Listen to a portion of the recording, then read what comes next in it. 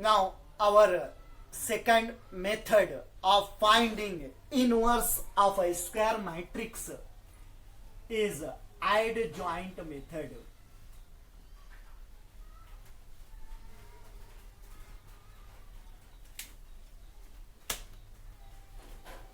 Consider A is a square matrix of order 3 having elements A11, A12, A13, A21, A22, A23, A31, A32, A33.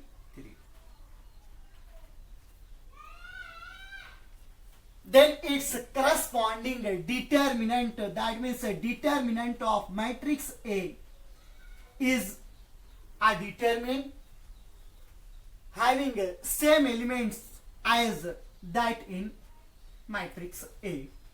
That means A11, A12, A13, A21, A22, A23, A31, A32, A33.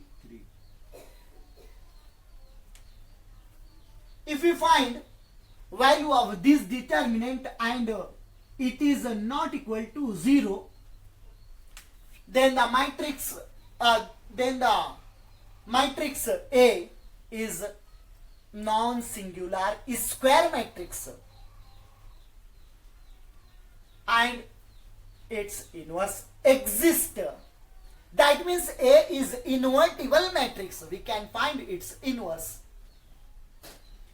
And if we find inverse of matrix A by this adjoint method, then in first step we have to find minors of each and every element of this determinant A. And we studied in 11th standard that minor of any element Aij is a determinant obtained by deleting ith row and jth column. यानी किसी element का अगर हमको minor निकालना है, for example इस element का minor निकालना है, माइनर ऑफ A21, इस एलिमेंट का हमको माइनर निकालना है, तो हमको इस एलिमेंट की जो पोजीशन है उस पोजीशन जिस रो में है वो और जिस कॉलम में है जो उसकी पोजीशन है, उस रो और उस कॉलम को हमको ओमिट कर देना है, डिलीट कर देना है, एलिमिनेट कर देना है. फॉर एग्जांपल ये एलिमेंट आपका सेकंड रो में है और फर्स्ट कॉलम में है, तो सेकंड रो को डिलीट कर देना है, एलिमिनेट कर देना है. और फर्स्ट कॉलम को भी हमको ओमिट कर देना है. और उसके बाद जो एलिमेंट्स बचेंगे उनका डिटरमिनेंट निकालना है, उस डिटरमिनेंट की वैल्यू निकालना है. वो इस एलिमेंट का क्या कहलाएगा? माइनर. हमने सेकंड रो में उसे डिलीट कर दिया, फर्स्ट कॉलम में उसे डिलीट कर दिया. 4 एलिमेंट्स बचे, A12, A13, A32, A33. इस डिटरमिनेंट की जो भी वैल्यू आएगी, इस डिटरमिनेंट को सॉल्व करेंगे, दोनों का मल्टीप्लाई माइनस ये दोनों का मल्टीप्लाई, जो भी आएगा वो नंबर, वो जो वैल्यू होगी वो इस एलिमेंट का क्या कहलाएगा? माइनर. इस तरीके से यहां पे हियर देयर आर 9 एलिमेंट्स और हर एलिमेंट का माइनर होगा. Therefore we can obtain 9 minors of each elements. हर एलिमेंट का हमको माइनर मिलेगा.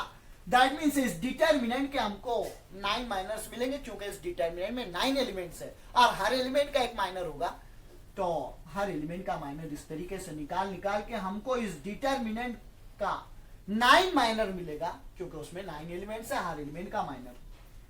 और हमको मालूम है 11th में हमने ये भी पढ़ा है कि minor of any element Aij is denoted by Mij. किसी एलिमेंट के माइनर को Mij से डिनोट करते हैं. यानी इस एलिमेंट का जो माइनर होगा वो माइनर को हम हम लिख सकते हैं कि वो minor second row first column के एलिमेंट का माइनर है, यानी M21। हर एलिमेंट का माइनर निकालने के बाद we have to find cofactor of each element. And we studied in 11th standard that cofactor of any element Aij is obtained by taking power of -1 I plus j and multiplying it by its minor Mij। यानी किसी element Aij का cofactor उस element के minor को -1 की I plus j power लेके उससे multiply करके निकाला जाता है। और ये आने वाला नंबर इसको हम Aij से डिनोट करते हैं, कैपिटल Aij।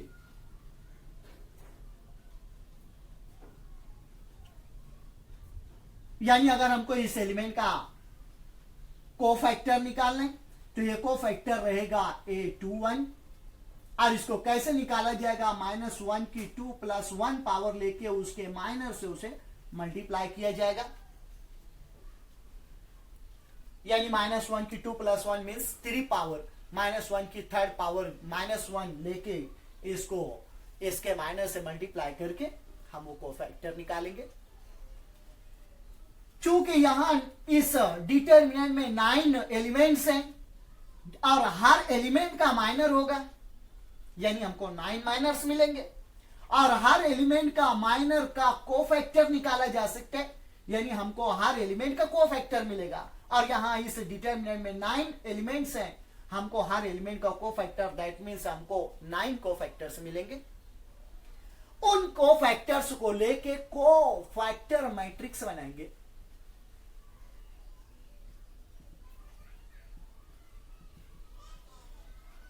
ये मैट्रिक्स ए के एलिमेंट्स का कोफैक्टरों का मैट्रिक्स होगा। दैट मीन्स इस मैट्रिक्स के अंदर हर एलिमेंट का कोफैक्टर, इस एलिमेंट का कोफैक्टर A11, इस एलिमेंट का कोफैक्टर A12, इस एलिमेंट का कोफैक्टर A13, इस एलिमेंट का कोफैक्टर A21, इस एलिमेंट का कोफैक्टर A22 और इसी तरीके से A23, A31, A32, A33। इन एलिमेंट्स के कोफैक्टर को उनकी रेस्पेक्टिव जगह पे रख के हम कोफैक्टर मैट्रिक्स बनाएंगे। कोफैक्टर मैट्रिक्स बन जाने के बाद उसका ट्रांसपोज लेंगे और उस ट्रांसपोज को हम बोलेंगे एडजॉइंट ऑफ मैट्रिक्स ए। हमने 11th में देखा है किसी मैट्रिक्स का अगर हमको ट्रांसपोज लेना है तो ट्रांसपोज कैसे लिया जाता है? उसके किसी मैट्रिक्स का ट्रांसपोज लेना यानी उनकी रोज और कॉलम्स को इंटरचेंज कर देना।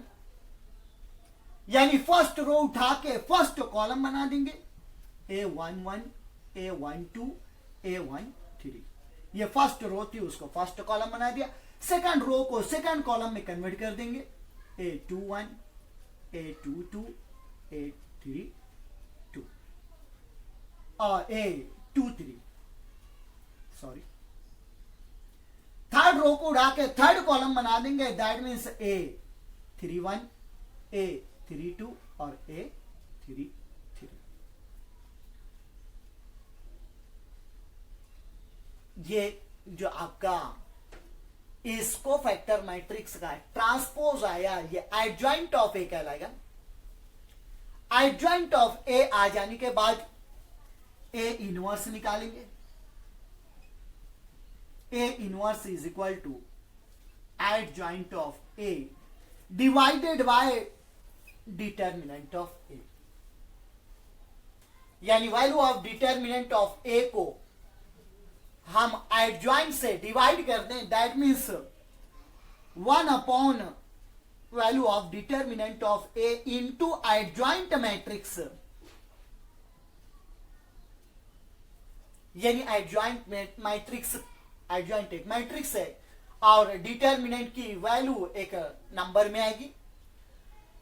इसको 1 अपॉन डिटर्मिनेंट की वैल्यू को हम एडजॉइंट मैट्रिक्स से मल्टीप्लाई करें, दैट मीन्स उस मैट्रिक्स, एडजॉइंट मैट्रिक्स का हर एलिमेंट इस डिटर्मिनेंट की वैल्यू से डिवाइड होगा और जो मैट्रिक्स बनेगा वो मैट्रिक्स क्या कहलाएगा, ए का इनवर्स मैट्रिक्स। ये डायरेक्ट मेथड है, एडजॉइंट मेथड डायरेक्ट मेथड है। आपको ए के हर एलिमेंट का माइनर निकालना है, हर एलिमेंट का कोफैक्टर निकालना है, कोफैक्टर मैट्रिक्स का ट्रांसपोज लेके एडजॉइंट मैट्रिक्स निकालना है और एडजॉइंट मैट्रिक्स को डिटर्मिनेंट की वैल्यू से डिवाइड करके हमको ए मैट्रिक्स का इनवर्स मिल जाएगा। हम इस फॉर्मूले को वेरीफाई भी कर सकते हैं। हमें मालूम है कि अगर हम ए और एडजॉइंट ऑफ ए, इन दोनों मैट्राइसेस हैं, दोनों स्क्वायर मैट्राइसेस हैं। ए भी आपका स्क्वायर मैट्रिक्स है ऑफ ऑर्डर 3 और एडजॉइंट ऑफ ए ये भी स्क्वायर मैट्रिक्स है ऑफ ऑर्डर 3। इन दोनों का मल्टीप्लिकेशन पॉसिबल है। इन दोनों का अगर हम मल्टीप्लाई करें तो ये मल्टीप्लाई, दोनों मैट्राइसेस का मल्टीप्लाई एक स्क्वायर मैट्रिक्स ही होगा, ऑर्डर 3 का ही रहेगा, उसका भी ऑर्डर 3 रहेगा क्योंकि दोनों स्क्वायर मैट्राइसेस ऑफ ऑर्डर 3 है, उनका मल्टीप्लिकेशन भी स्क्वायर मैट्रिक्स ऑफ ऑर्डर 3 होगा। और इन दोनों का मल्टीप्लाई जो हम लेंगे, ये मल्टीप्लाई कैसे होगा, फर्स्ट रो फर्स्ट कॉलम से मल्टीप्लाई होगा, यानी फर्स्ट रो फर्स्ट कॉलम के करस्पॉन्डिंग एलिमेंट्स का मल्टीप्लाई का एडिशन इसका फर्स्ट, इस मैट्रिक्स का फर्स्ट रो फर्स्ट कॉलम का एलिमेंट मिलेगा। A11 ये मल्टीप्लाई होगा एलिमेंट A11 उसी के कोफैक्टर से मल्टीप्लाई होगा, और एलिमेंट 12 उसी के आपके कोफैक्टर से मल्टीप्लाई होगा, ये उसी का कोफैक्टर है। ये एलिमेंट इससे मल्टीप्लाई होगा A13, ये उसी का कोफैक्टर है A13, और ये मल्टीप्लाई का एडिशन जो भी आएगा उसकी पोजीशन ये रहेगी, यहां हमको रखना है चूंकि फर्स्ट रो फर्स्ट कॉलम से आ रहा है, फर्स्ट रो फर्स्ट कॉलम की पोजीशन पे वो रखा जाएगा।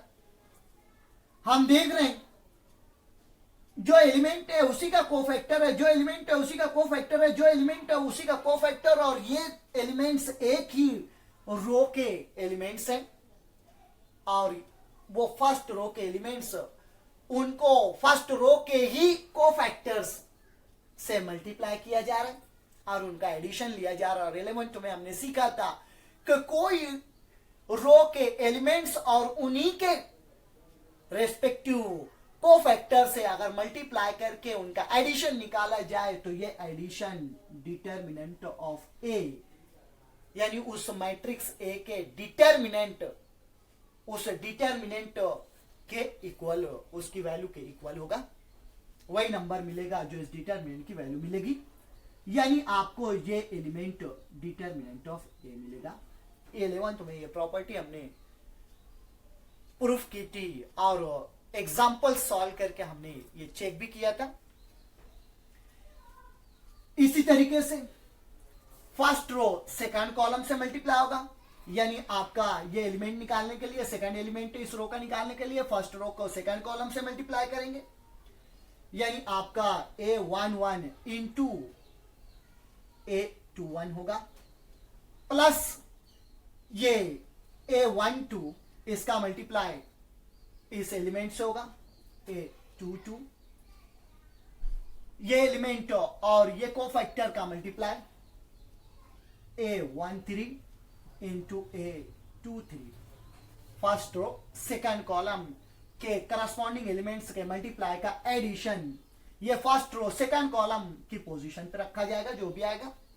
हम देख रहे हैं ये एलिमेंट्स आपके फर्स्ट रो के हैं और ये जो कोफैक्टर्स हैं हम देखें second row first column, second row second column, second row third column, यानी सेकंड रो के कोफैक्टर्स हैं ये, सेकंड रो के एलिमेंट्स के कोफैक्टर्स हैं ये।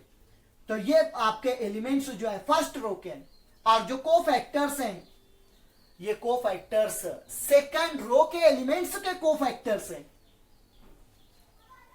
और हमने 11th में प्रूफ किया था और एग्जांपल भी सॉल्व की थी कि किसी एलिमेंट, किसी रो के एलिमेंट्स और किसी अनदर रो के एलिमेंट्स के कोफैक्टर्स का मल्टीप्लाई का एडिशन 0 होता है।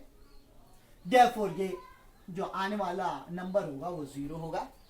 इसी तरीके से फर्स्ट रो और थर्ड कॉलम, हम थर्ड कॉलम के एलिमेंट्स देख रहे हैं, ये आपके थर्ड कॉलम्स के यहाँ पे जो कोफैक्टर्स हैं ये कोफैक्टर्स थर्ड रो के कोफैक्टर हैं, और फर्स्ट रो के एलिमेंट को थर्ड रो के कोफैक्टर से मल्टीप्लाई करेंगे तो ये 0 होगा।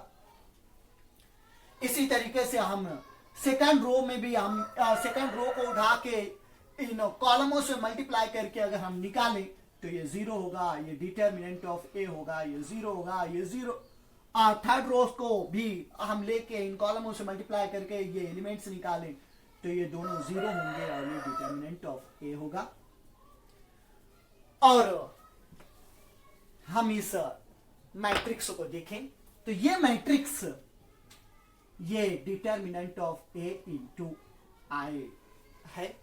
अगर हम आइडेंटिटी मैट्रिक्स ऑफ ऑर्डर 3 को लेके डिटर्मिनेंट से मल्टीप्लाई करें तो हमको ये मिलेगा। दैट मीन्स इसको हम इस तरीके से लिख सकते हैं, यानी A into adjoint of A, determinant of A into I होगा।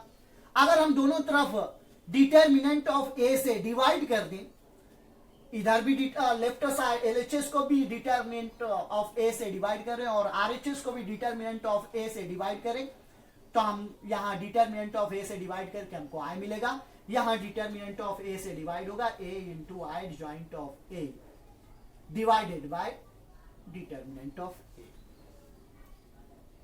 Also if we multiply both the side by A inverse, अगर हम ए इनवर्स से दोनों साइड को प्री मल्टीप्लाई कर दें, इधर भी प्री मल्टीप्लाई करें ए इनवर्स से, इधर भी प्री मल्टीप्लाई कर दें ए इनवर्स से, तो ए इनवर्स इंटू ए क्या रहेगा, ए इनवर्स ए इंटू ए आपका आई हो जाएगा, I into adjoint of A क्या रहेगा, adjoint of A.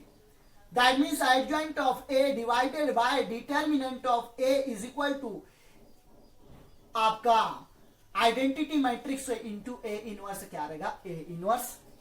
That means आपको यही फॉर्मूला मिलेगा, A inverse is equal to adjoint of A divided by determinant of A. यानी ये वेरीफाई होता है कि ये फॉर्मूला जो हमने लिखा है वो सही है, यानी ए इनवर्स जो है adjoint divided by value of determinant के इक्वल होगा। यानी ये जो हम एडजॉइंट इस मैट्रिक्स ए का निकालें, अगर उसको डिटर्मिनेंट की वैल्यू से डिवाइड कर दें तो आने वाला मैट्रिक्स ए का इनवर्स मैट्रिक्स होगा। और चूंकि हमने एडजॉइंट का यूज करके इस ए का इनवर्स निकाला, इसलिए इस मेथड को बोलते हैं adjoint method of finding inverse of matrix, inverse of matrix which is square matrix. यहां ये बात नोट करें, चूंकि डिटर्मिनेंट ऑफ ए से हम एडजॉइंट मैट्रिक्स को डिवाइड कर रहे हैं और वो आने वाला मैट्रिक्स ए का इनवर्स कहला रहा है, ये डिटर्मिनेंट की वैल्यू से डिवाइड किया जा रहा है, तो यहां डिटर्मिनेंट ऑफ ए जो हमारा रहेगा वो कैसा होना चाहिए, नॉट इक्वल टू 0 होना चाहिए। अगर डिटर्मिनेंट की वैल्यू 0 हो जाए तो ये नॉट डिफाइंड हो जाएगा, यानी we can not find its inverse. हम उस गिवन मैट्रिक्स का इनवर्स फाइंड नहीं कर सकेंगे। तो इनवर्स एग्जिस्ट होने के लिए डिटर्मिनेंट की वैल्यू नॉन जीरो होना चाहिए, यानी वो नॉन सिंगुलर मैट्रिक्स होना चाहिए, उसके डिटर्मिनेंट की वैल्यू नॉन जीरो होना चाहिए। तो ये था हमारा सेकंड मेथड। इसके बाद हम एक्सरसाइज सॉल्व करेंगे।